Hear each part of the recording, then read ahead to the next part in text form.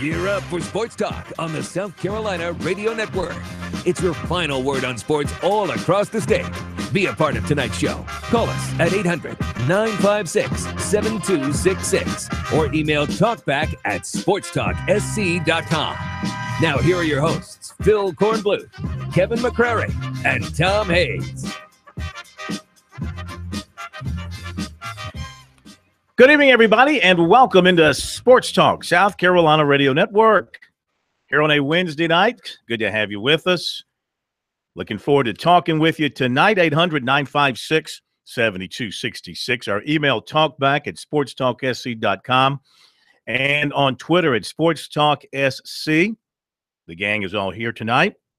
Phil Kornbluth, Kevin McCrary, the professor, Tom Hayes, and Jared Rogers Martin, known as Jar Marts. Give us a call. You'll get a chance to talk to Jar Mart.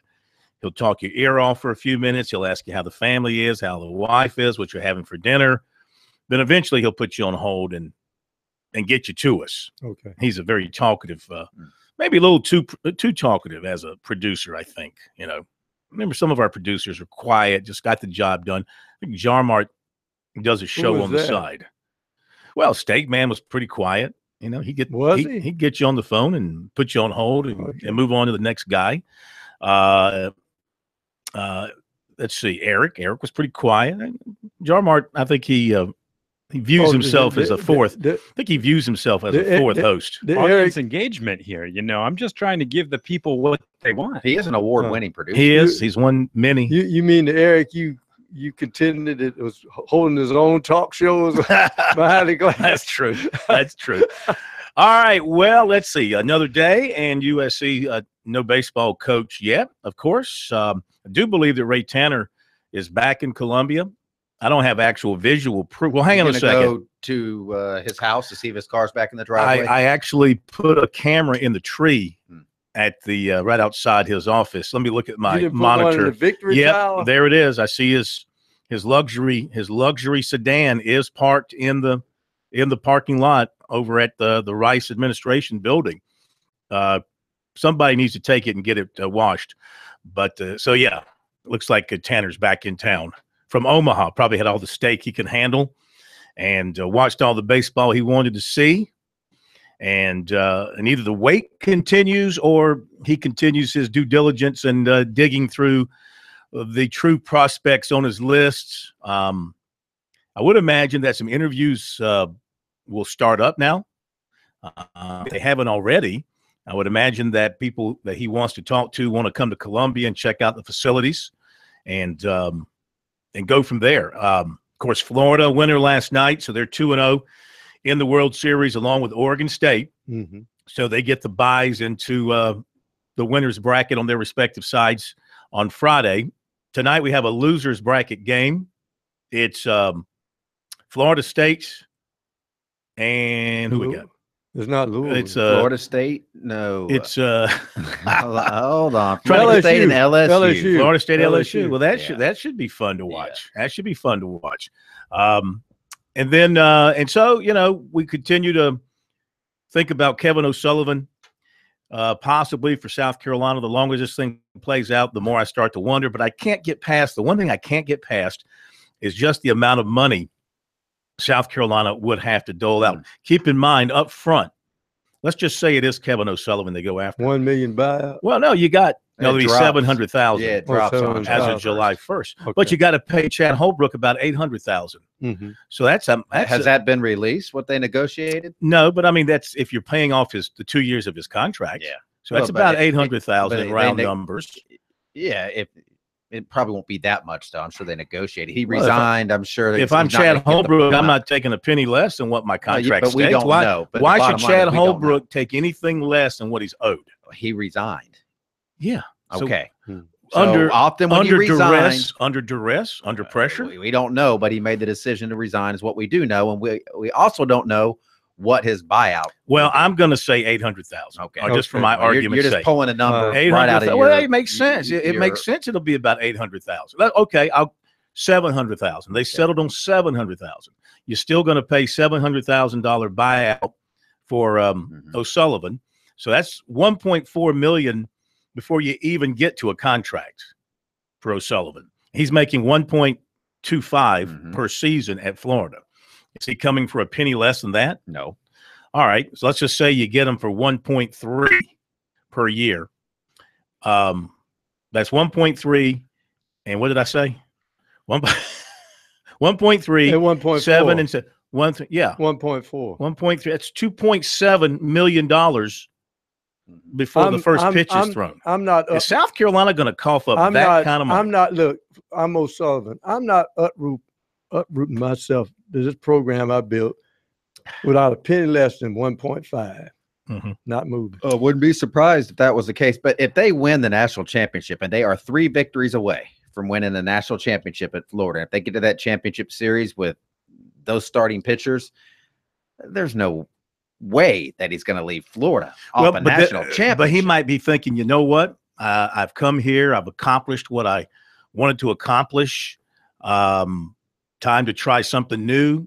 Time to go work for somebody I really like and admire in an atmosphere that allegedly Florida's baseball fan support is not great.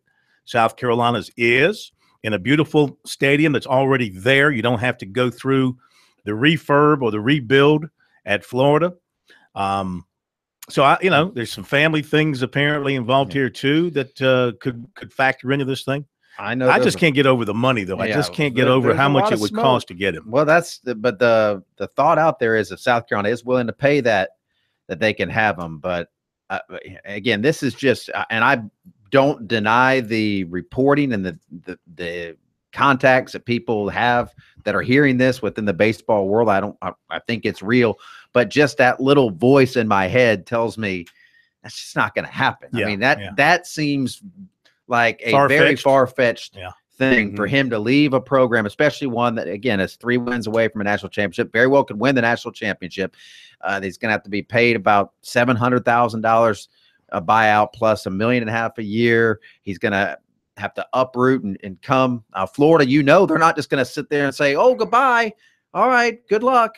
Fare thee well. They're going to throw everything they can at him to keep him there. Yeah. And it's always easier to keep a guy than to lure him away, unless he's trying to be lured away, which I'm sure is the case with us. I would imagine his contract has got multiple bonuses built into it. Should he win a national championship, it's going to make his contract even. He's not going to be poor. Right. I get this feeling of, and I know Ray Tanner doesn't follow trends, but the recent trend of getting that hungry young assistant that has turned out to bear fruit in a few places.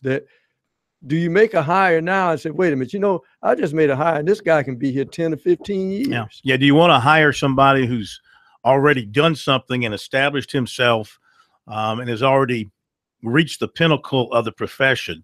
Or do you want to go, like Pro suggesting, up-and-comer, hungrier type of guy who wants to build something kind of like Muschamp? I think the hiring of Muschamp, one of the positives for hiring Muschamp was that he's a hungry football coach. His reputation got dinged a little bit at the end there at Florida. He wants to prove everybody wrong. Hasn't accomplished anything yet as a head coach. Can take this and mold this program from the very beginning in his own image, not have to really rebuild after anybody else. I mean, whatever Coach Spurrier and all those guys did ahead of him was pretty much wiped away by the time they left. He's starting brand new with this rebuild at South Carolina. But he's a hungry coach and he's a driven coach. And you wonder about, let's say it is O'Sullivan coming off a national championship, how at his age he's 48. I was going to say he's not that old, but still. I mean, we're going to send him off the pasture. Boy, he's 48 years old. I will say this: coaches are aging at a faster rate today than they ever have. Well, that's just because people. I mean, I mean it. We're a generation away from hiring a teenager to coach an NBA team. Like 48 years old. But my point is, how hungry is he going to be? He could easily go another 15 or 20 years. How hungry would he want to be to come to a place and after winning a national championship, if indeed he does? If he wins a national championship, I don't. All right, we'll be right back.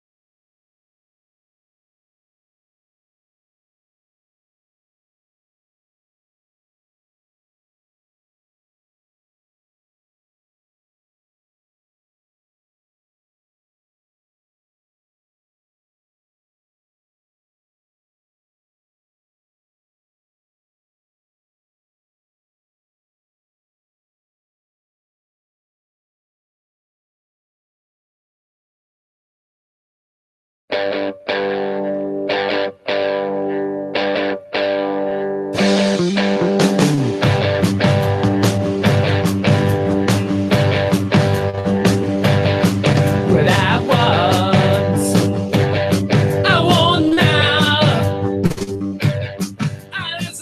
we're back. Sports Talk, South Carolina Radio Network. On a busy Wednesday night, of course, it's the eve of the NBA draft. Will we have 3 from South Carolina taken? Talking about the state of South Carolina. Will we have 3 taken in the draft tomorrow night? Sindarius Thornwell, P.J. Dozier, and Jerron Blossom. Spoiler alert, no. You don't think? They're not all 3 going to get drafted. Who's I'd left love out? for that to happen. Who's left out? I'm not sure that any of the 3 are going to be drafted. Come I mean, the best case would be Thornwell. I would say he has the best chance to get drafted. And I think he'll go in the first 2 rounds.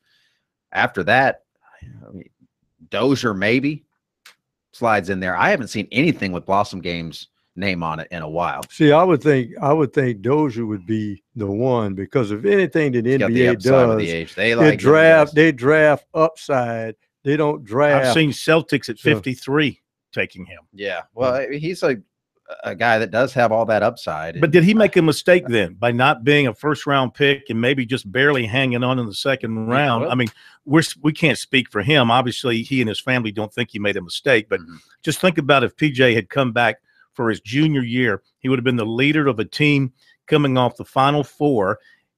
He would have been in a very high-profile position. A lot of basketball pundits would be talking about and looking at South Carolina. Jay Billis, Dick Vitale, the people that drive the college basketball engine, they would be paying attention to South Carolina, and by connection, P.J. Dozier. He could have improved his game, his overall numbers. Assuming the team had another NCAA tournament run, he could have maybe made himself into a first-round pick with another year of college seasoning. Then other people will tell you he'll think like football players. I'm not worried about – I need to get in there now, and I'll worry about the second contract. I'm not worrying about the first. He's 19. He's what, 19 years old, but maybe? That doesn't mean 20. anything. Some guys think they're ready, and they'll go. I think he could have used another. It's very easy for me to say that because I'm not in his situation. I don't know what's going on in his life, but it's not hard to sit there and say the guy could have developed his game further, his skills, worked on his jump shot, been a key player on a team that's going to get a lot of attention next year because of their run that they had this year, in large part because of his play, especially in the NCAA tournament. If he could have built on that and had an SEC player of the year or all SEC type of year, he could have been a first round pick. I don't think there's 20. any doubt he would not have been a dominant SEC player because his outside game is going to improve. His work ethic is incredible, and he would have improved his outside shooting. He's already unstoppable in the lane and around the rim.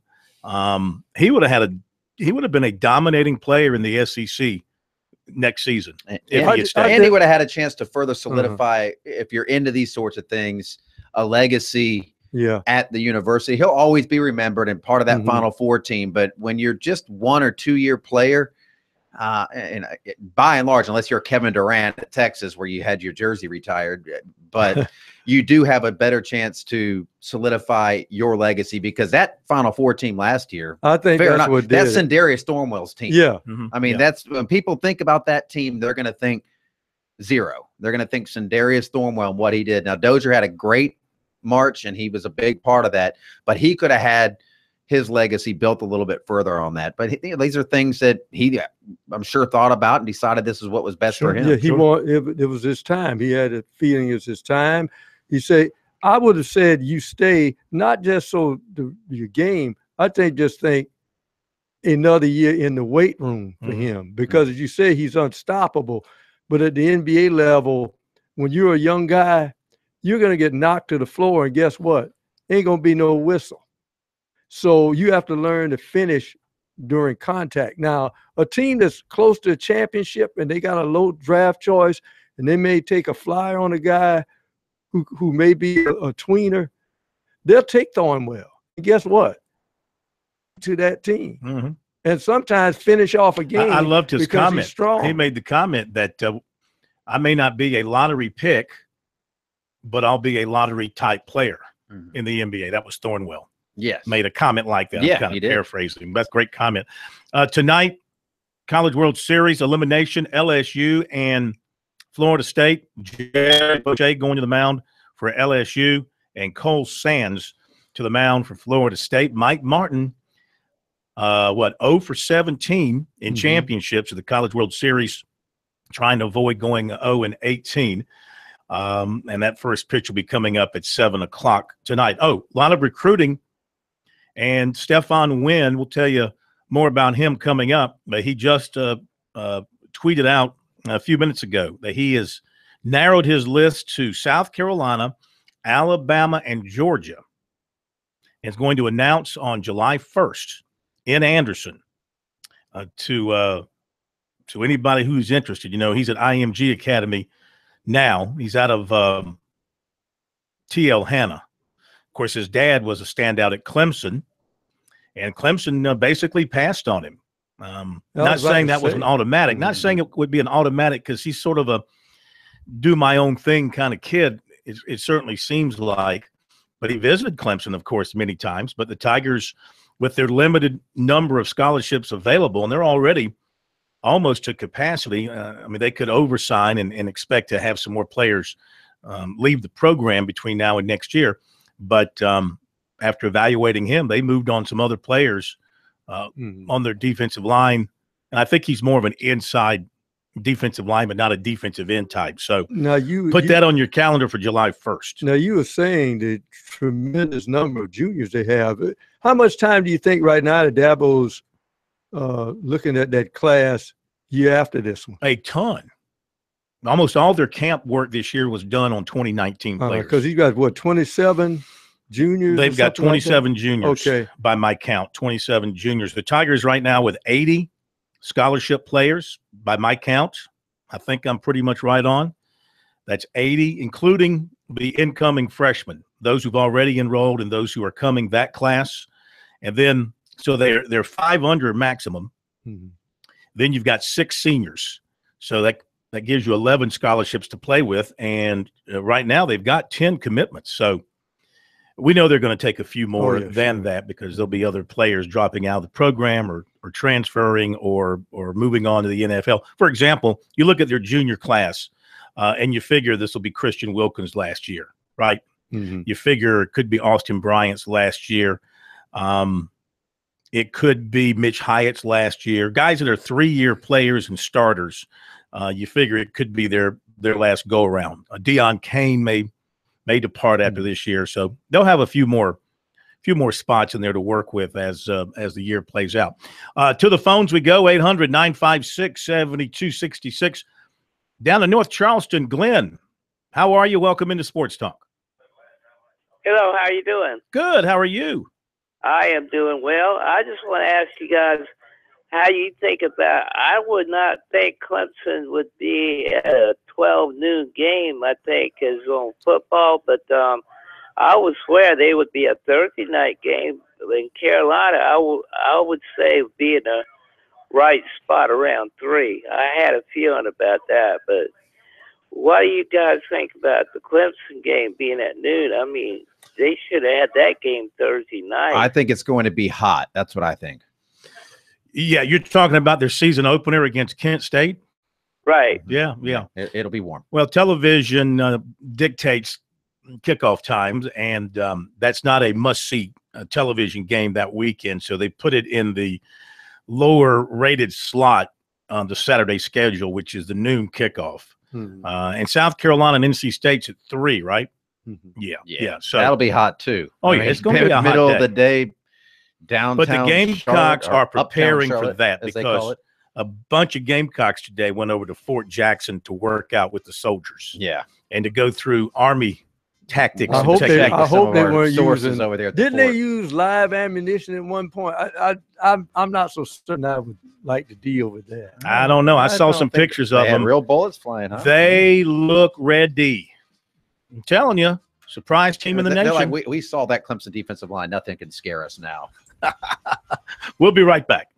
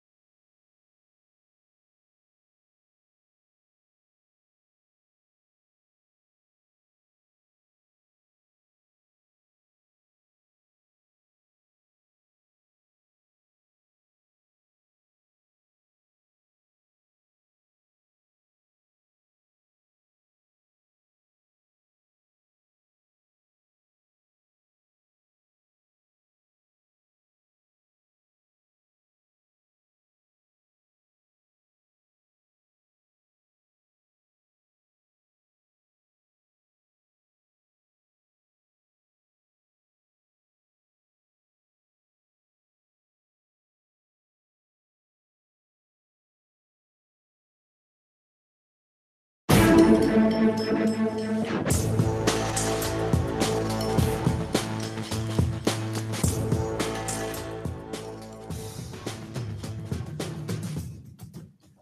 we're back. Sports Talk South Carolina Radio Network, 800-956-7266 is our phone number. Email talkback at sportstalksc.com. On Twitter at SportsTalkSC. So as we were hitting the break, we were getting into some commentary on USC football and the upcoming season. And I'm telling you, the closer the start of the season grows to us, I think that the more upbeat I am regarding the chances for South Carolina football to have every year a better than expected season. Have you ever gone into a season? Have you ever been in late June and ever thought that South Carolina or Clemson was going to have a bad season? 3/4 full kind of guy. I don't think in all the time I've ever been here, you've ever said, I think South Carolina's going to have a 3-win season. I did feel that 1998 was going to be a tough year. Yeah. I did feel that. Followed by 99. I thought those were going to be a couple of tough years. Oh, that's because you knew they were going to go 0-11. Yes, that kind of looked dangerous. I think you said in the summer leading up to 99 that Lou Holtz was going to turn things around quickly. Well, he did. He turned it one way and then turned it back the other way the next year. Well, he did. He went from a 1-win team to a 0-win team to beating Boise State. Wasn't it Boise State? Who they beat that? No. Yeah, it was Boise. No, it was New Mexico State. New Mexico State. They wouldn't have beat Boise State like that. No, Boise State wasn't Boise State yet because they actually played Boise State. Didn't they tear down the goalpost when they beat New Mexico State? And they tore it down the next week against too. Georgia. But no.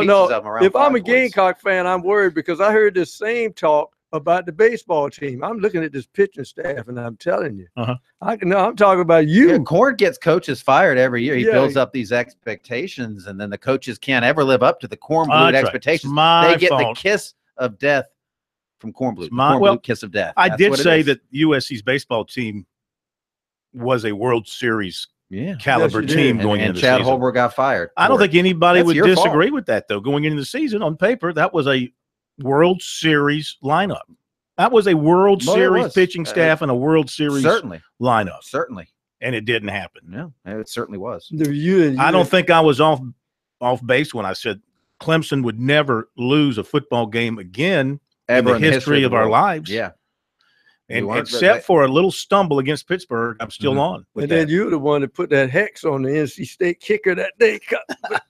He did that himself. Other than that one little thing at the play, Lincoln had a great night. Yeah, he did. Oh, he was really enjoying the popcorn. Oh, no. Too soon. I guess it's too soon to be alluding to too soon. Terrible assassination. Back to the phones we go. And it is who? Gordon in Greenville. Hi, Gordon. Welcome to Sports Talk tonight. How are you? Thank you. Good.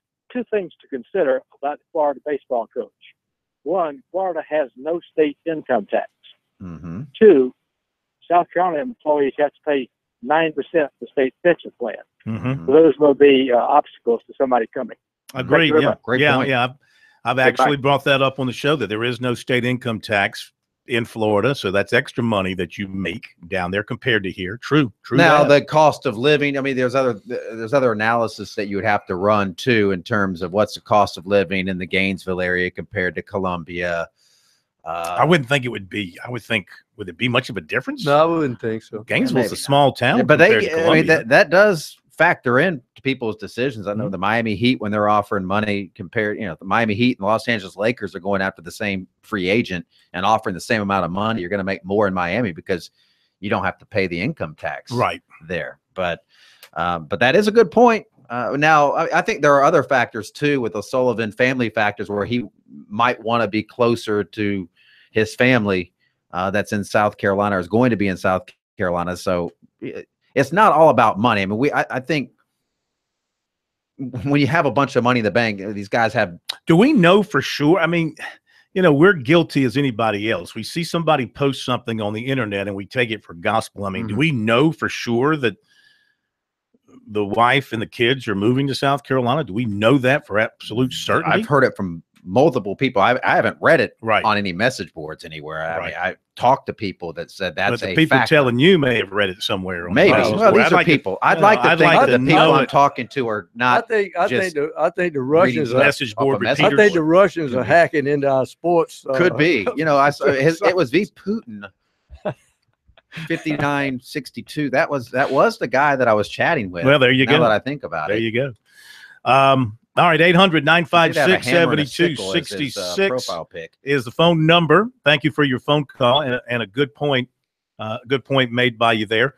Frank Martin today, this is kind of recruiting related, but I'll go ahead and mention it anyway, announced all his signees Right. for this year's class. So everybody that had been committed now officially signed, sealed, and delivered.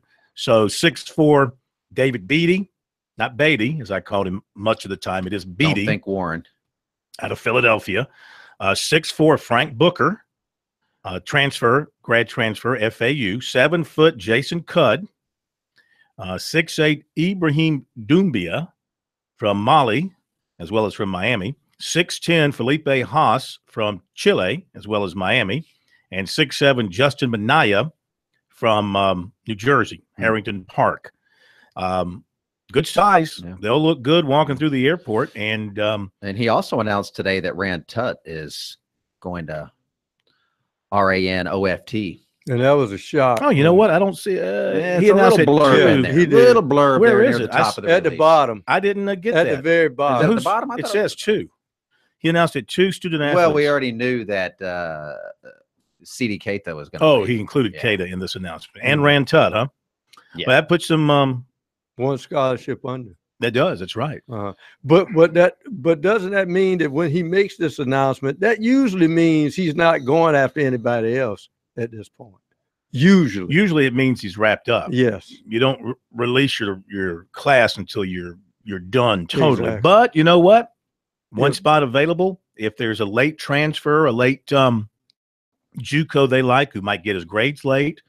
I'm not sure of any grad transfer that's still out there looking around. I'm sure they could there's get one out involved. there on the waiver wire. Well, it could be somebody who's still finishing up some academic work. Yeah. So there is a spot, if indeed that comes to pass. So they have had some turnover there, the revolving door from a player standpoint, some heading to the draft, some hitting the road, some graduating. It's just the way it is in college basketball today, man. It's a revolving door in your locker room in many cases. The elite teams, they don't keep them for very long. If you're a great club, your guys are either leaving early for the NBA, or in some cases, you might have some lower level guys moving on to other places to try to find more playing time.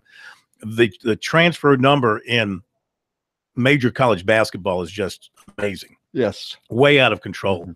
Well, Way look out how of many control. kids are transferring in high schools. That's I the mean, key. they're transferring 2-3 times in high school, and that's not out of the ordinary. Yeah, the whole basketball scene, to be honest with you, is just a mess. Yes. It's just a mess. Nobody, the toothpaste is out of the tube. Nobody can fix it now with all these different basketball factory schools that you have. Like you mentioned, the transfers from a high school level, the year-round travel schedule for a lot One of and kids. done in college. Yeah. I mean, they really need to implement the rule. And I think Frank Martin, I think Mike Krzyzewski's advocated for this as well.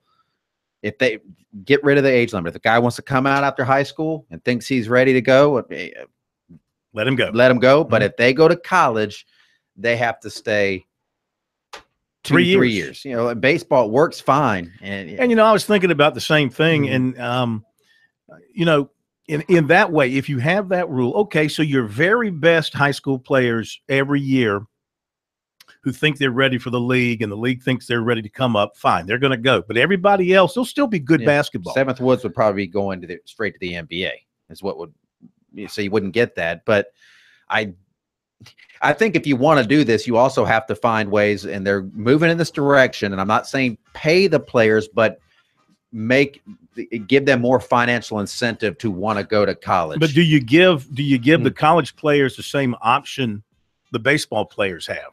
That is, if you get drafted, but you don't like the deal, you don't like the team, or it doesn't fit you, you can go to college. You would have to. Or give that to the high school kid too. Yeah, that's what I'm saying. Yeah. Yeah. Yeah, If you you would draft give out that of to high high school. school. That would be a good plan. Yeah.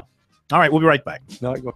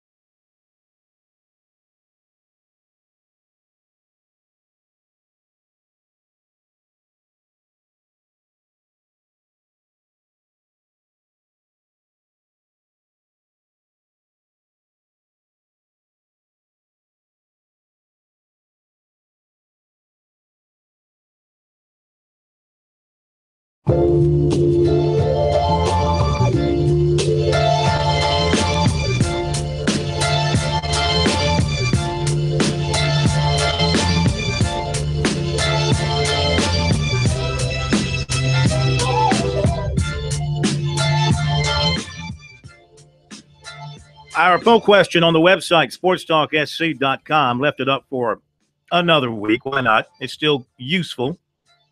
Who must Ray Tanner hire as USC's new baseball coach, regardless of the cost, okay? It's not your money. What do you care? So if you could spend any amount of money, 34% Kevin O'Sullivan. 11.5%, Monty Lee. 9.7%, Dan McDonald. 8.4%, Tim Corbin. 7.9%, Tom Walter. And I got to check out the other category here. I want to find out Walt Austin. who are some of the write-ins in his 24 one-year contract that we have here for this. But got a lot of response, over 600 votes. If you haven't voted yet, please take the time to do so. And I don't know. Here's the other question. Will USC's next head coach come from that list? Is the next head coach on that list? We know Eric Bakich is not on the list from Michigan. And I'm sure Tim Corbin is not on the active list. I would figure Monty Lee's not on the active list. K-Mac,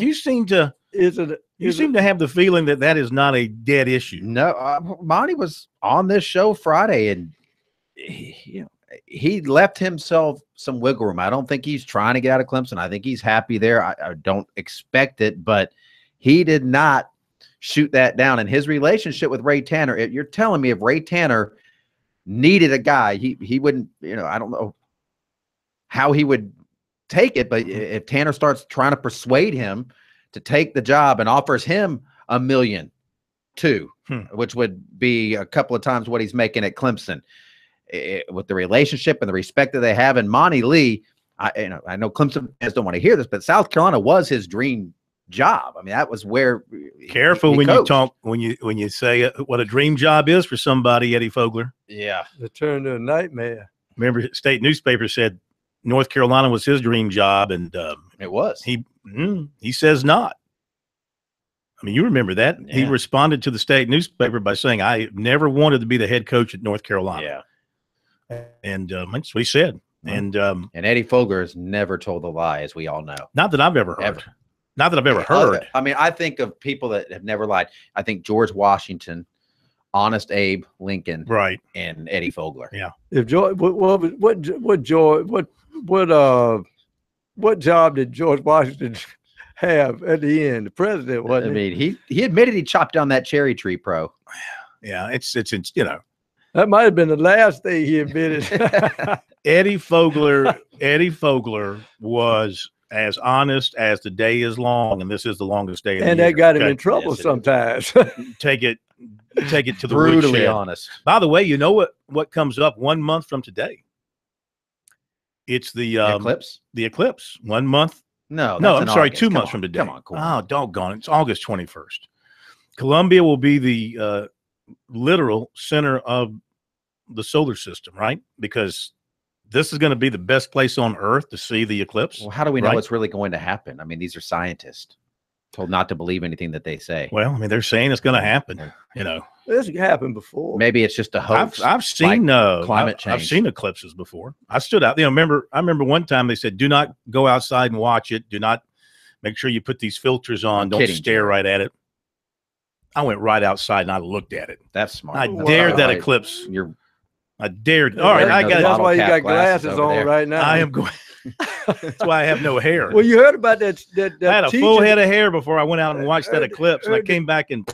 You heard about the teacher that had the wrong filter she gave to the kids. I think they sued the school system or something. I forgot where that was. And some of the kids have vision problems after. Is that right? Got to be very careful. All right, to the recruiting report for today, and it is headlined by the news from Stefan Wynn Jr. July 1st. Who will it be? Is that clickbait, K-Mac, the way he did that? July 1st, who will it be? Roll Tide. This is the order that he did his little hashtags. Roll Tide, Spurs Up, Go Dogs. Those are his final three. He'll announce July 1st at 1 o'clock. He put it on his Twitter page at the Anderson Rec Center in Anderson.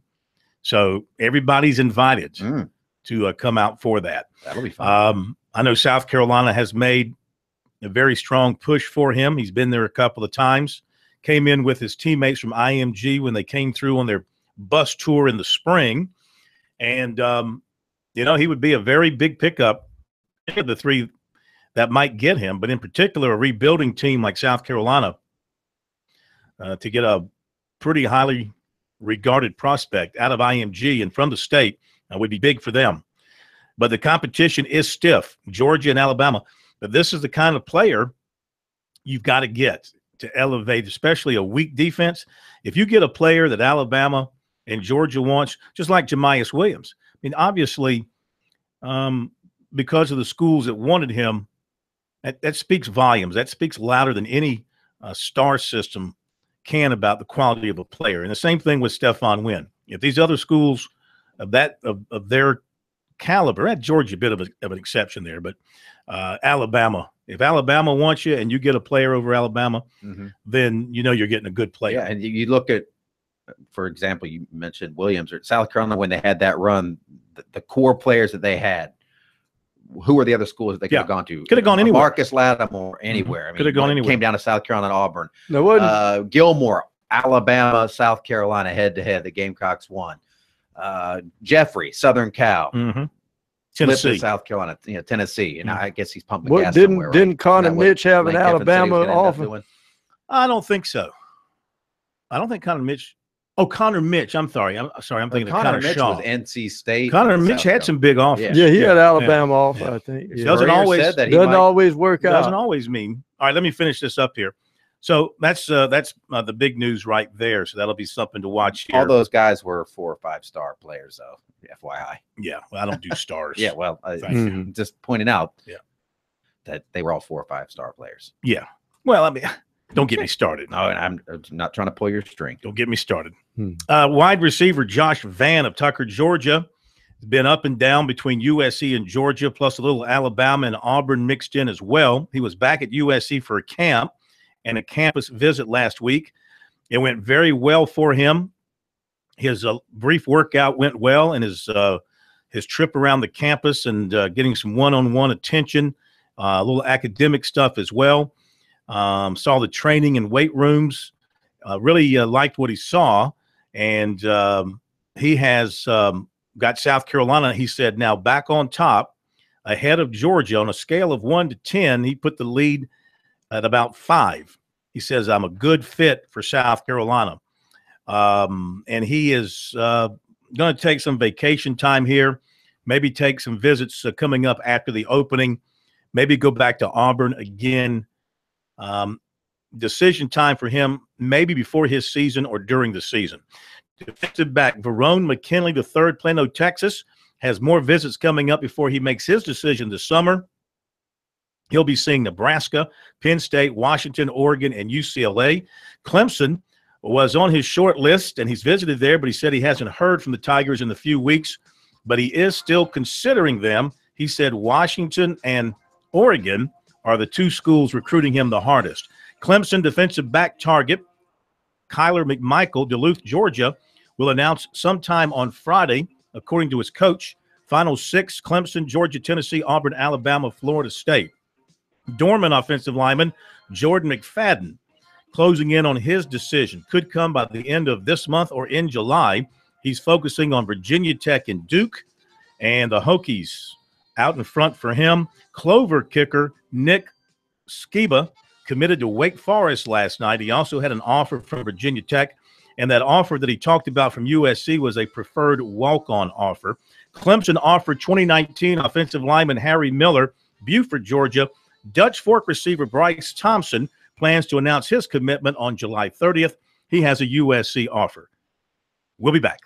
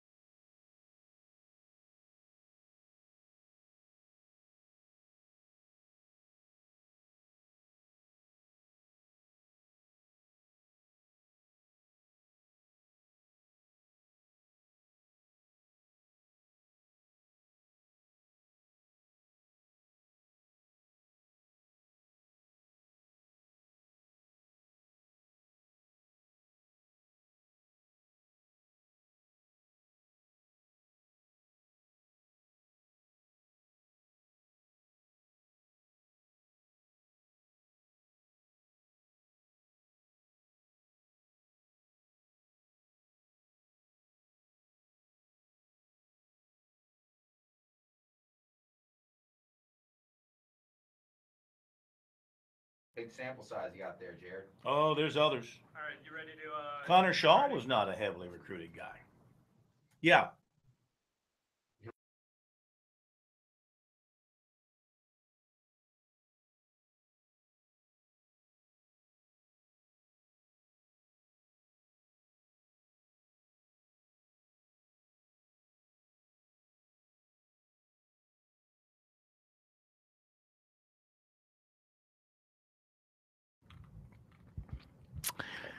All right, coming down in 3, 2, and 3, 2, 3, 2, 3, 2, and 3, 2, 3, 2, and 1.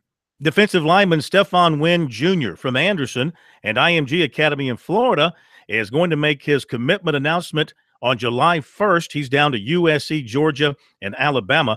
Dutch Fork wide receiver Bryce Thompson, a former Virginia Tech commitment, plans to announce his new commitment on July 30th.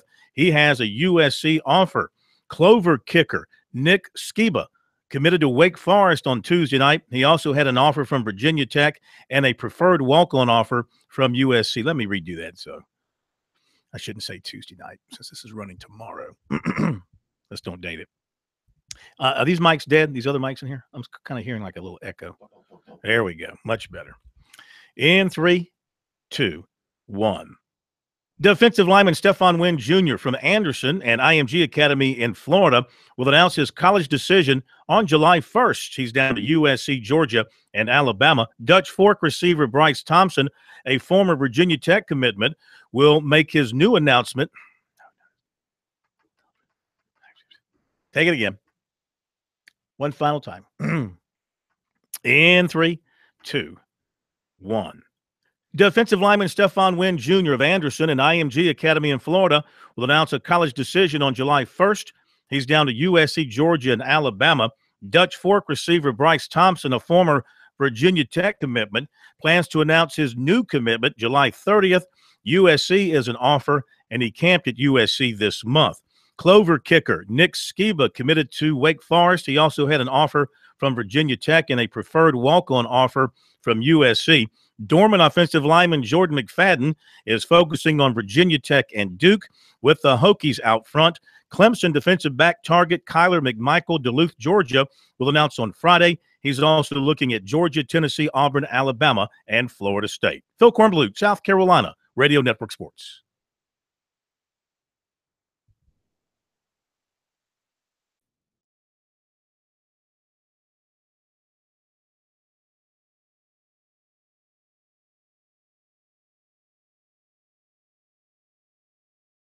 Defensive lineman Stephon Wynn Jr. of Anderson. Defensive lineman Stephon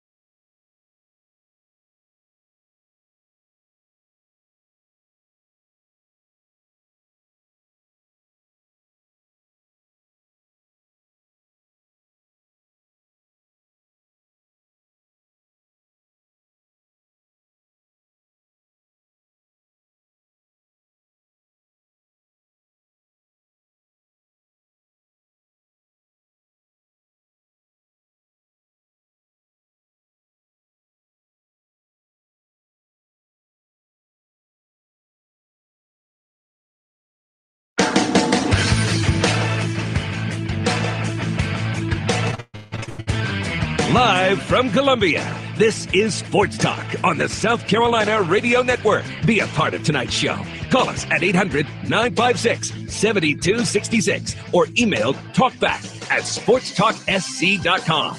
Now, here are your hosts for Sports Talk, Phil Kornbluth, Kevin McCrary, and Tom Hayes.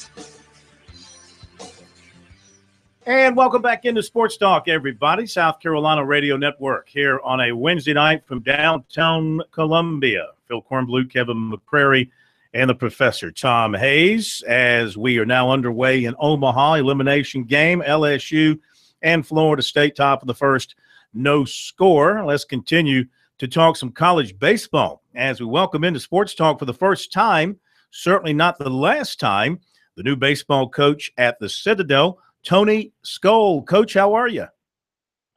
Good evening, Phil. Gentlemen, how are we doing tonight? We are doing great, and congratulations. Welcome back home to Charleston. I know it's been had been a great couple of weeks for you in making the transition from East Tennessee back to your alma mater. No doubt. Been a wonderful couple of days. It happened awfully quick, but just getting back and seeing a lot of familiar faces and a lot of people that very, very close and near and dear to my heart. It's been a really, really fun couple of days. Is it difficult, following a legendary coach as Freddie Jordan, somebody I know that you're very close to, and to follow in his shoes and do some of the things that he accomplished? What's that going to be like for you? Well, yeah, I think that's the first lesson in coaching. They always say, don't ever follow a legend. And gosh, I didn't listen very well, but no, it's going to be great. Coach Jordan and I have a wonderful relationship, and he's had a big impact on my life and my career, just like he has on a lot of guys that he's coached. And, he's going to be a sounding board for me, just like he's always been, and I'll lean on him for advice and guidance from time to time. But it's definitely going to be a challenge. We've got a lot of work to do, but we're excited to get to work. You look back over your days at the Citadel. Of course, you're in the Hall of Fame, and you had some great moments on the football field, the baseball field. I got to believe, though, being a part of that 91 CWS team, back before the world really paid a great amount of attention to the CWS, but around here we were paying attention. That had to be the highlight for you. Well, no doubt. So that was, it's crazy. Once you get there as a player, and I always think that every player, if every player could go and visit and experience it as a fan, you'd work twice as hard to try to get back there. I mean, it's such an amazing place. And, 27 years later, the sights, the smells, the sounds of Omaha and Rosenblatt Stadium, they're still very vivid with me. And just a wonderful experience and something I'll never forget. Of course, I shouldn't sell you short on your football career. You were pretty good on the gridiron, too, and you played on some good teams. Charlie Taft was your football coach. Well, you had some good coaches, Chalport and Charlie Taft. You learned a lot from those two, I'm sure, combined. No doubt. Coach Taft was just a genius, mastermind, X and O guy on the gridiron, and just a super coach. And also had Bill Doba as my defensive coordinator, ended up being the head coach at Washington State. But man, football was just, it's such a great game, and you learn so many life lessons through football. And we had some really good teams here. I was very fortunate to be at the Citadel and be surrounded by some really wonderful athletes and wonderful people. And it was a fun time, both on the gridiron and on the baseball diamond. How did you end up pursuing a baseball career professionally as a coach versus, say, possibly going the football route?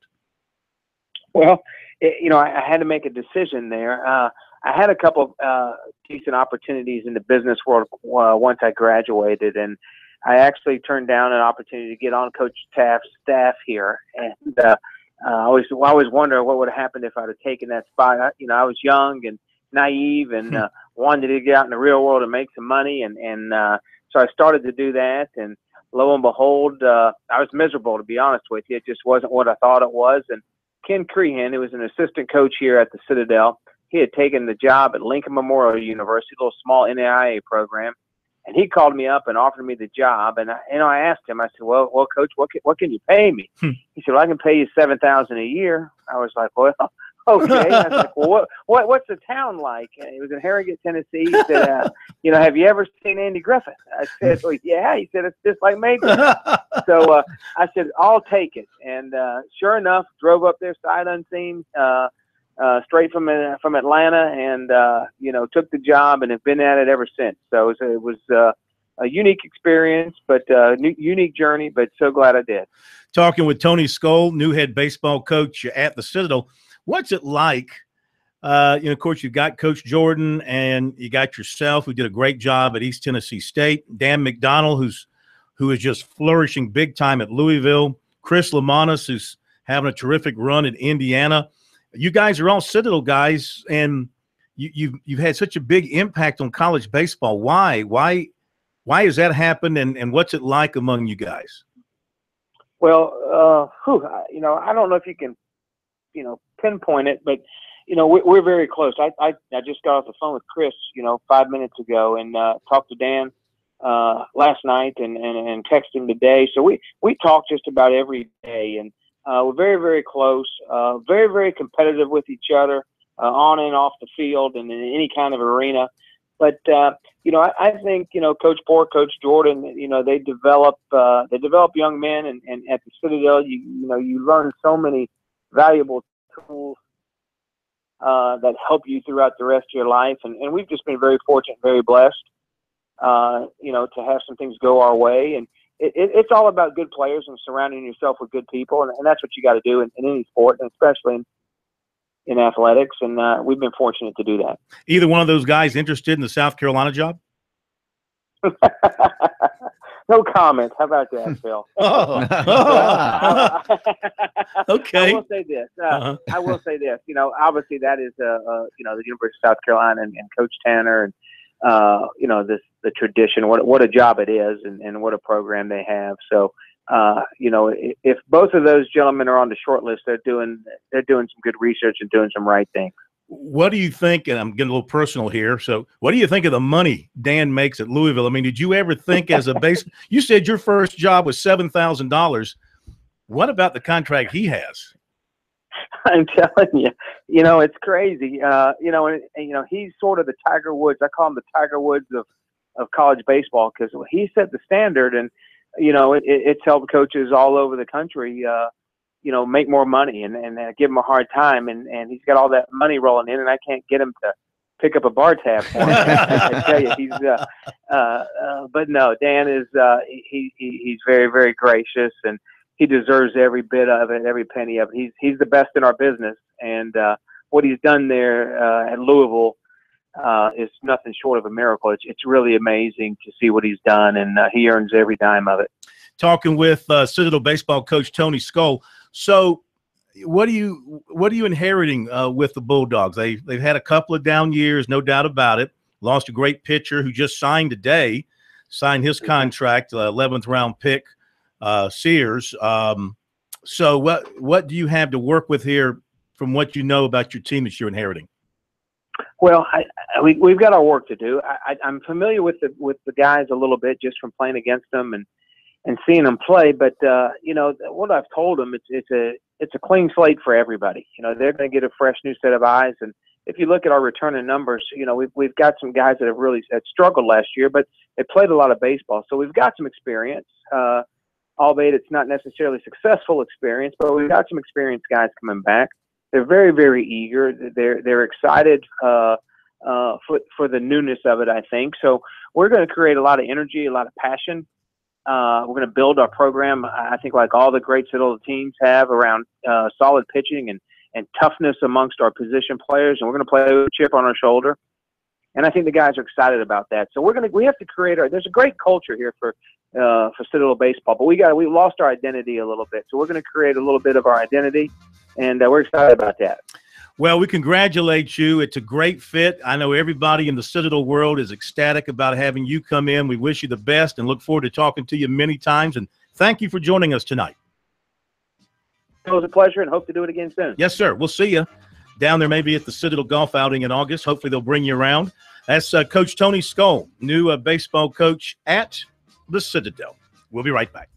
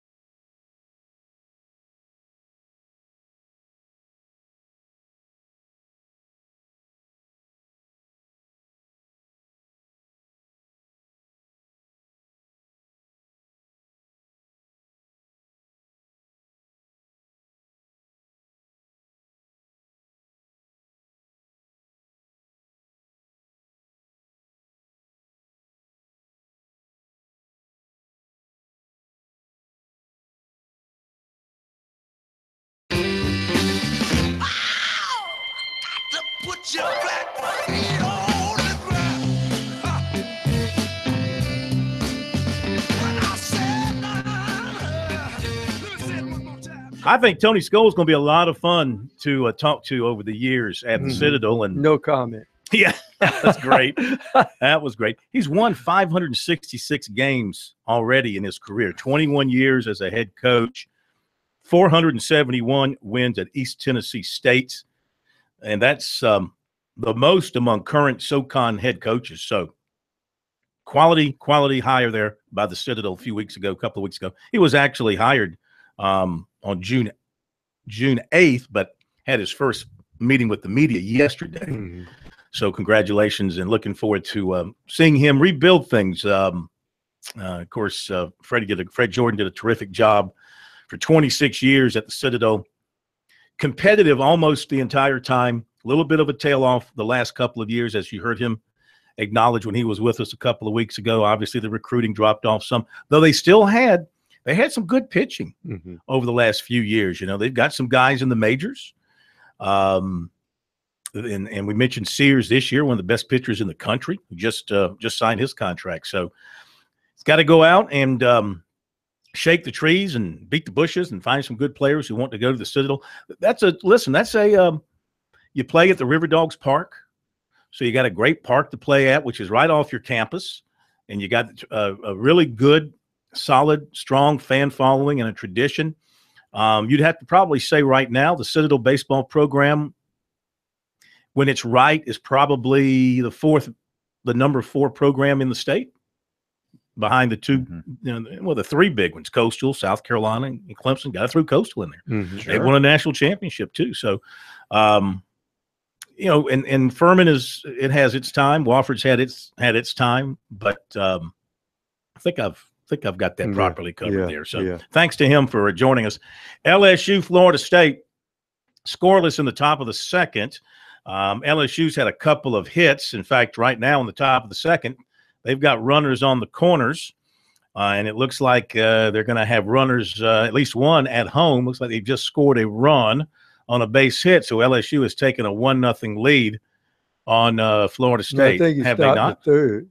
He stopped the third. Well, I thought he was already at third. No, he was. So that television, we're running behind on the TV feed there, because before that ball was hit, I had on the tracker here, I had him at third, so that must be behind. So, all right, they got runners on the corners and nobody out in the top of the second against Florida State, and Mike Martin trying to stay alive in the College World Series and avoid going 0-18. 0-8. I mean, look, getting to the World Series is what it's almost all about. I mean, winning it is what it's all about. And I guess the people in Tallahassee, of course, they still revere him and respect him. And as long as he gets them to Omaha as frequently as he does, even if he doesn't win it, that's fine by them. Now, last night, Florida beat Louisville 5-1. The Gators are 49-18. Louisville 53-11 after that loss last night. And more good pitching for the most part by Florida. Dyson started, only went 1 1/3 inning, struck out 2. Singer came on, went 7 innings, 6 hits, 1 earned run. He struck out 9, and Horvath finished up. So, to be honest with you, I wasn't watching early. Why did Dyson come out so early? Did he hurt himself or something? Were you watching? I was watching, but I thought it was his control that got him out. Didn't walk anybody. Yeah. Didn't walk anybody. Didn't walk anybody. So I don't know. I wasn't really paying attention to it that closely. I was watching the Yankees lose their 7th in a row to the Angels. The Singer kid, isn't he some relation to the old Dodger pitcher Bill Singer? I couldn't tell you. I'd have to look that up, but. Yeah. But he, in his day, when he was right, he was Bill Singer. Bill Singer was tough. Well, this guy's not bad himself. He faced 28 batters. He struck out 9 through 101 pitches. So good win for Florida last night. Florida and Oregon State in the respective driver's seats. 22,222 at last night's game between Florida and Louisville. And now we're at that stage where you're playing one elimination game a day. One today and then one tomorrow, and Then 2 games Friday. 2 games Friday. Yeah, and then if depending on what happens, you could have a game or games on Saturday, off day on Sunday, and the championship series begins on Monday. You know, to us, when you're not there, it moves pretty quickly. But I'm telling you, when you're there, it seems like you're there a month. Mm-hmm. It's, it's between the team you're covering. If they're not playing a game and they're still there, then they're practicing. So you're having to go over to Creighton where they practice, or there's a high school, Bellevue High School, that they use for practice facility as well. You go there. You still have to do your work and your stories even on practice days. Then you go out to the ballpark to watch a game that you're just there as a spectator, don't have any interest in terms of coverage. It's a long extended process if your team is there till the end. And of course, they've made it even longer with this best of 3 championship series, which was too bad for South Carolina, of course, because the Gamecocks played, if I'm not mistaken, they played in the last championship game, winner take all game, right? It was a year after that. And they lost to Texas. A year after that, they went to the series format. So that's the way she goes. All right, LSU has now indeed taken a 1-0 lead on Florida State, and they still have runners on the corners and nobody out. So they are angling towards a big inning there. What else is going on? All right, so the draft is coming up tomorrow night. A lot of talk, a lot of things that could happen.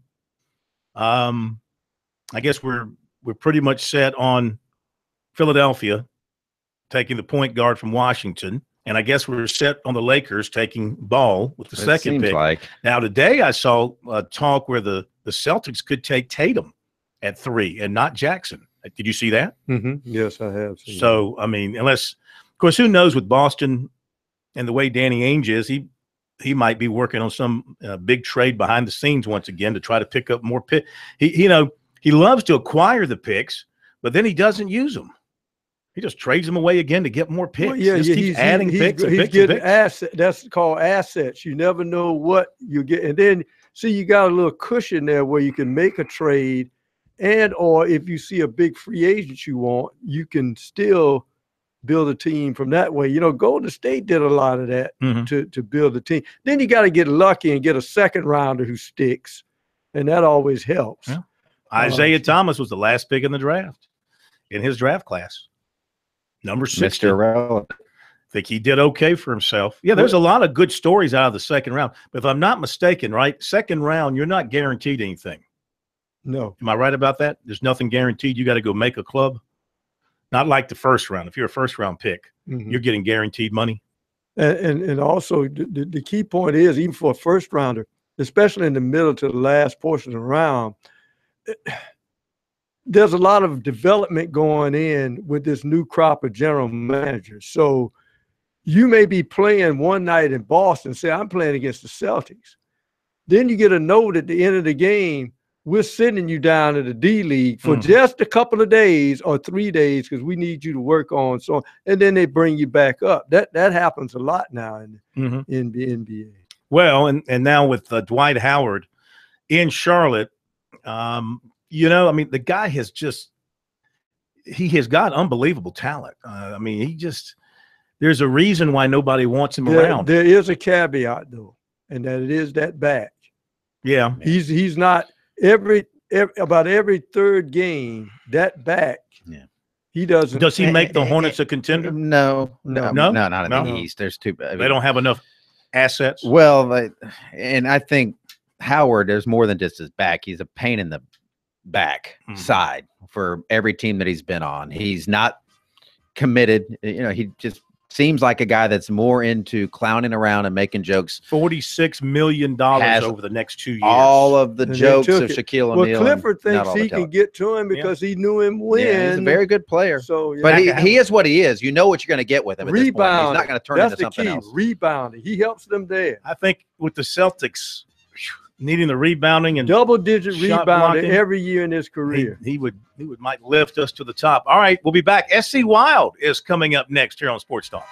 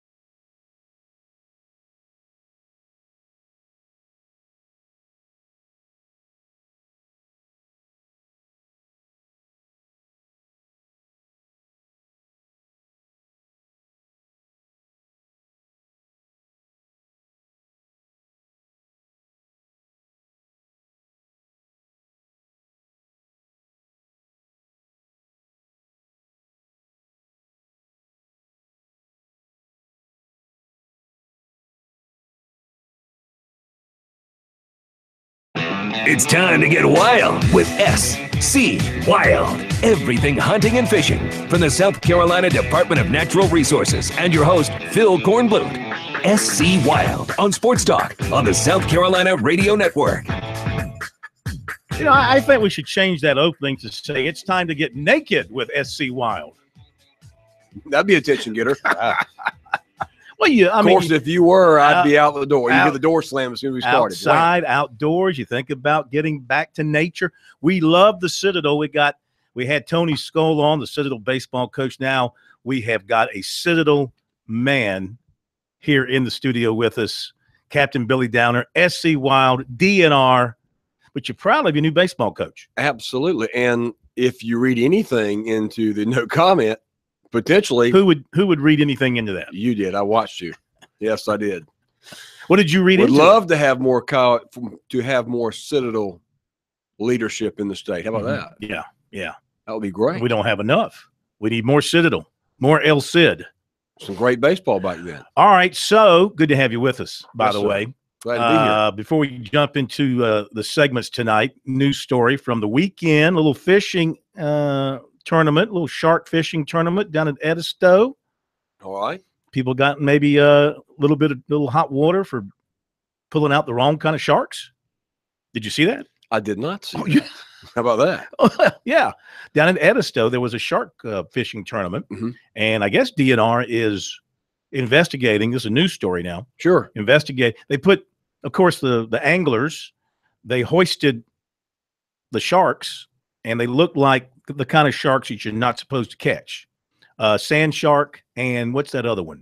There's another shark. And bonnethead? There's some of those. No, something else. And DNR was investigating whether or not these folks violated the law in pulling out these sharks. I did not see that, but I'm seeing it now. Yeah. Your advice to those people would be what? Make sure you know what you're catching before you catch it. I can tell you that. Yeah. When you go in salt water, there are some different species of shark that cannot be caught and kept. One was a sand shark. Right. And the other one was something else. I don't remember the name. You'll probably see it there in just a second as you thumb through the story. Yep. But it looks like the one that they had hoisted up was a good size shark. I can tell you that. Yep. Dusky and sandbar shark. That's it. Yep. Sandbar shark. That's it. Yep. Yeah. Yep. And and again, how were they caught? If you read the story, social media. Oh, the people. Yep. Yeah. Probably not the best idea to post things on social media if you're breaking the law. Right. People saw social media, and people do it all the time. So social media, they put it up there, and that got some attention. It's like if you're robbing a bank, probably best not to do a Snapchat from inside the safe. A selfie of yourself holding the loot. Right. All right. So speaking of fishing, let's dive into some fishing. Yes. We missed several weeks of talking about fishing. Let's do it. Yeah. What you got going on? Hit a few highlights. Let me give the number. Anybody's got a question or comment. Maybe you were at that fishing tournament at Edisto and caught one of those sharks. You want to turn yourself in. And you feel guilty. We got the judge and jury right here. 800-956-7266. 800-956-7266. LSU with a 5 spot in the top of the second, 5-0 on Florida State. Like another home run, yes. What you got? All right, I talked to my good friend, Officer Rodney Cutter, up in the upstate, and he was telling me that hybrids and stripers on Lake Thurman, or Clark's Hill Lake, as it's called now, early morning bite for party fish, that's your 3 to 5 pound stripers and hybrids, is very strong.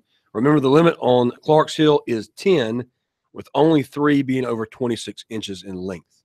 So they have a maximum size. You can only keep 3 over 26 inches, but a very, very liberal size limits there on Clark's Hill. Their bite's been very strong. Also, Lake Mary near Dreer Island, getting a lot of reports of stripers and hybrids tearing it up there. Most fish are small, but there are some larger fish in the 9-pound range mixed in with them. Remember, from June 1st through September 30th on Lake Murray, you can keep the first 5 fish caught, and then you must depart. In other words, you can catch 5 fish, and then you can leave. You have to leave. You have to leave. Right. You can't sit there and keep fishing for more. You fish the first 5 you catch, you can keep. Then you have to let go. But you can't keep fishing and catching them and throwing them back? Correct. The reason why is most of the time you're catching fish very deep. You're pulling them up. Once you pull them up from deep like that and they fight, swim bladder and all blows up, the fish will die. Really? They can't survive back in the water. That's why they went with the 5 fish limit to go ahead, because if you did a 5 fish, you could only keep 3 or whatever. People end up keep fishing for the one they want and putting fish back that are dying. And so you leave more dead fish in the water. So best to just say first 5 fish. And they did that. It's been very successful, very popular. Okay. Again, the first 5 fish on Lake Murray right now, we're in that period of season where you keep the first 5. But it's and the stripers and the hybrids, very, very productive. Strong, very productive. Yes. Okay. So some 9-pounders in the middle of that. So some good eating size fish in there. Okay. So a lot good going on there. That's Lake Murray and Clarks Hill. Lake Marion, my home away from home there. The flatfish, your brim and shell cracker are still being found in the beds of the Jacks Creek area. Getting some good reports from some locals there, catching their limit of flatfish. So if you like your brim and shell cracker, go to Jacks Creek. Still doing very well there in Lake Marion. All right, let's jump to the phone, see if we have a question about fishing. We hope something along those lines, since what we're talking about tonight. We're going to go to Blanton in where? Conway, yes. Blanton in Conway. We'll forgive you this once. Yeah, he's still learning his locale here. Yes, sir. Welcome to Sports Talk. SC Wild, how are you, Blanton? I'm doing very well. My question is, from the coastal bear season that's going to be implemented this year, what was the price of the tags for us folks down there? All right, the coastal bear season's been in for a while, so that's not new. I know it ain't new, the changes to it, though. Right. The changes that happened basically were this. They allowed over the state, if DNR wishes to open the season, we can open it up anywhere now.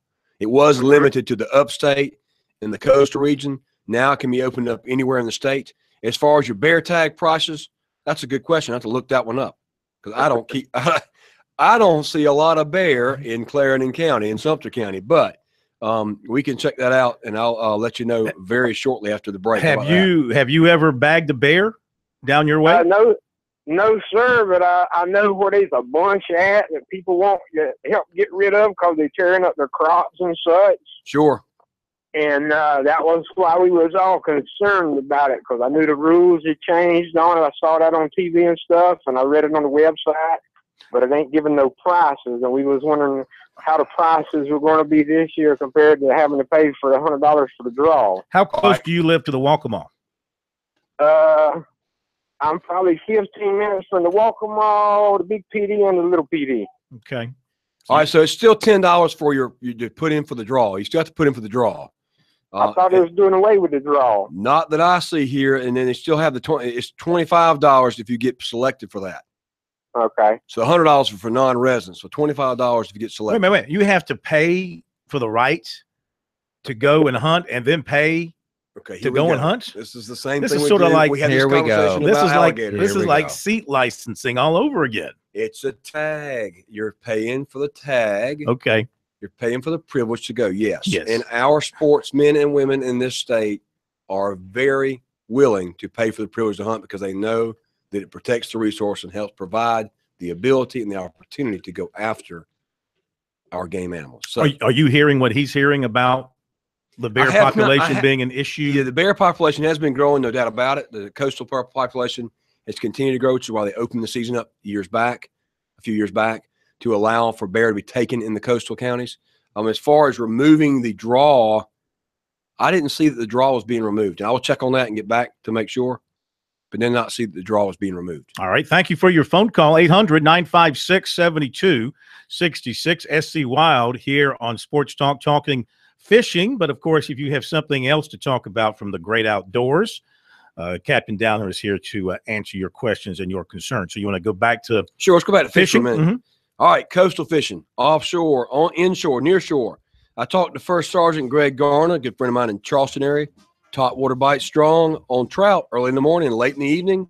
Redfish bite is also good using live bait and artificial, especially around the grillage, rocky mouth to creeks. Flounder bite strong at the mouth of the creeks as well.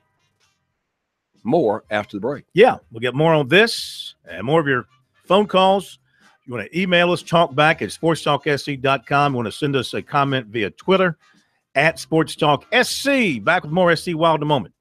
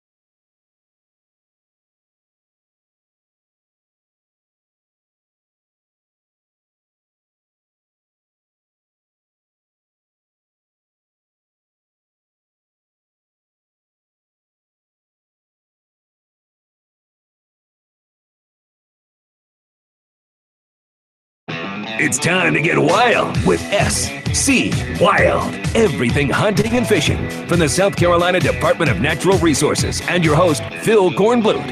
SC Wild on Sports Talk on the South Carolina Radio Network. Quick update from Omaha. Offense breaking out all over. LSU 5 in the second to lead 5-0. Florida State's gotten a solo homer in the bottom of the second. It's 5-1, and the Seminoles are still batting. Now they're not. We're going to the top of the third, 5-1. All right, back to next the up, a correction by the captain. What? Yeah. Oh, Yes. very rare. Well, hey, you got to be willing to admit when you're wrong. The caller was correct. We did roll back the lottery system. Mm-hmm. It also did expand the bear season where it could be anywhere in the state. That's what that was the part I was focused on. Right. But they did roll back the lottery system on the coast so that it will be limited by the number of tags per county that our department sets, depending on that bear population. But a hunter can buy a bear tag. They do not have to be part of the lottery. All right, very So good. the price of those tags, I do not know if they went up. He said $100. They were $25 for in-state residents. I don't know if they went up in this or not. I can't find that information, but I will look that up. And as we closer to the bear season opening, we will definitely do a special story on that. But I apologize. I was incorrect. Redact that. Take that back. It did get wiped out. The lottery system is gone. It probably happened while you were out in Oregon and you just weren't aware. Might have. Could have happened. You were doing your job out in Oregon, and behind your back, they did that. All right, 800-956-7266. Question or comment for Captain Downer. Fire away. In the meantime, back to fishing. We haven't heard what you've got from Lieutenant McBride. Yep, we're going to down do there that in too. the Murrells Inlet area. Absolutely, up in the Murrells, sure. Also, though, still down in Charleston, sheephead bite's been steady on inshore structure with fiddler crabs, as always. Spade fish. A lot of people like spade fishing, the brim of the ocean, so to speak, the big brim of the ocean. They've turned on the offshore reefs. Jelly balls have not been very prevalent, so shrimp has been their bait of choice. Couple of tarpon been reported in the inlets. Offshore again, further offshore, the dolphin bite has been very slow is what I'm hearing. A few blackfin tuna. This weekend, of course, though, is the third leg of the Governor's Cup billfish tournament. There will be a lot of boats out there looking for billfish, marlin, and the like.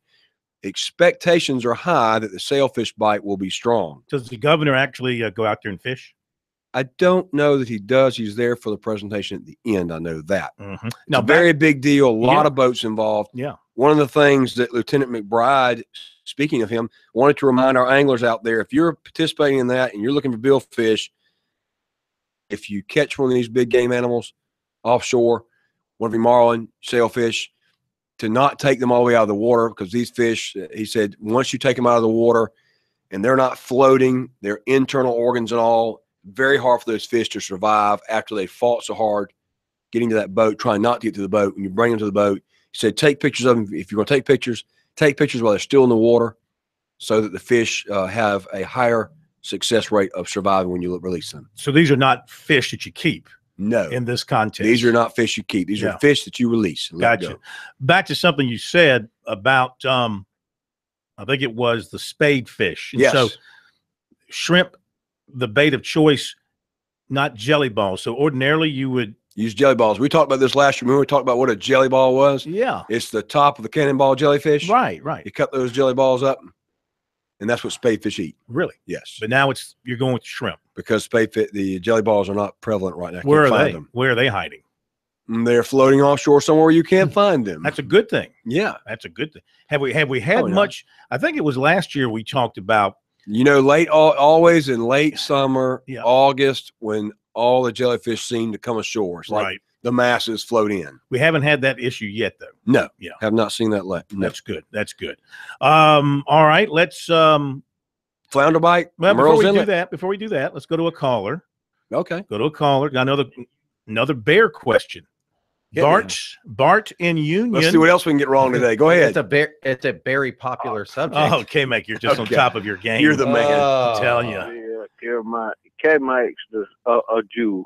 He's a Jew. What can we help you with? I want to know. There's a bear in Union County, been spotted plenty of times. and he's like quarter mile from me, and I'm a beekeeper. I got probably 10 hives. And what if the bear's tearing up my stuff?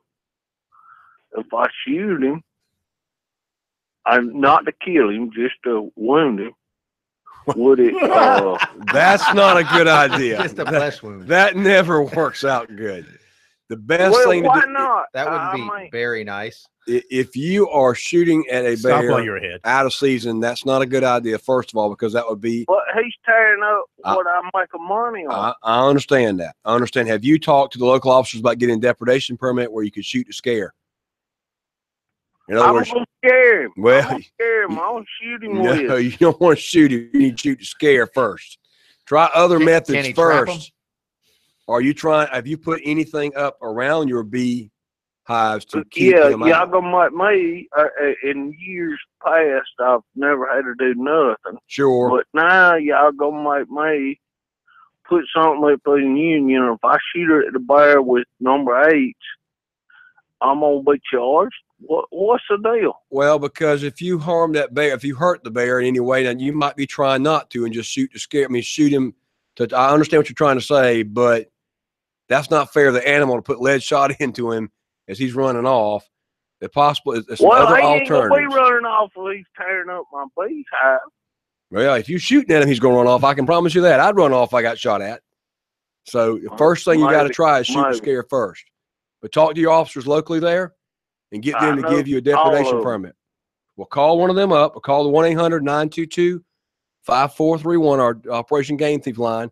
Get one of those officers to you. If you know them, call them up and ask them about that problem specifically. They're going to tell you to try to scare the bear off first. That's what we're always going to tell you to do. I'm going to try to scare the bear off first. Sure.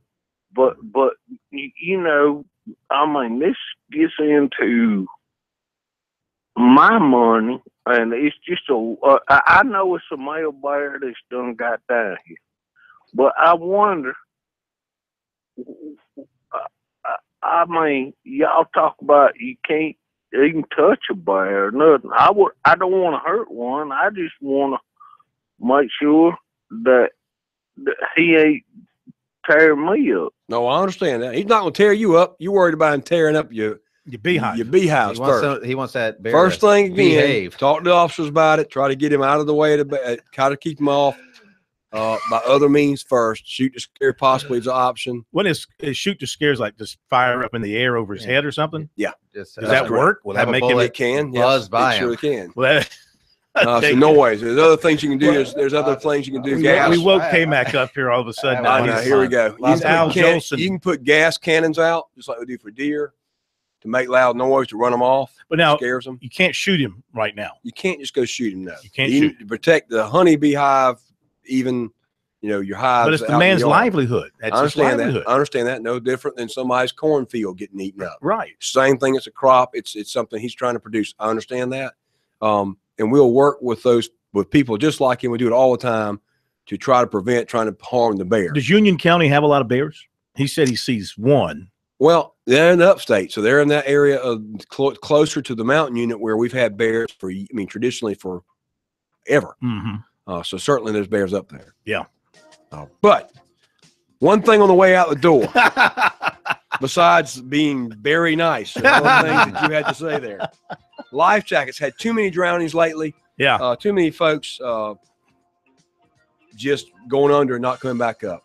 And I hate to see that, hate to hear of that. Make sure you got your life jackets out there when you're with you in the water. Before you go in the water, make sure you got enough life jackets for everybody on board. Make sure they're proper size and they fit everybody and all the intended users on the boat. And have everybody wear your life jacket when you're on the boat. Mm-hmm. And when you get through with skiing or if you're tubing and you get off, we've had some people do that, get in the boat, take the life jacket off, jump in the water, and never come back up. Mm-hmm. Leave your life jacket on. Yeah. If you're tired, relax. So the life jacket can help you float. And have a great week. That's the bare truth of it right there. Right, El Capitan? Absolutely. We thank you. Thank you, K-Mac. Thank you, John Martin. Thanks to all of you. We appreciate it. Have a great night. We'll see you tomorrow.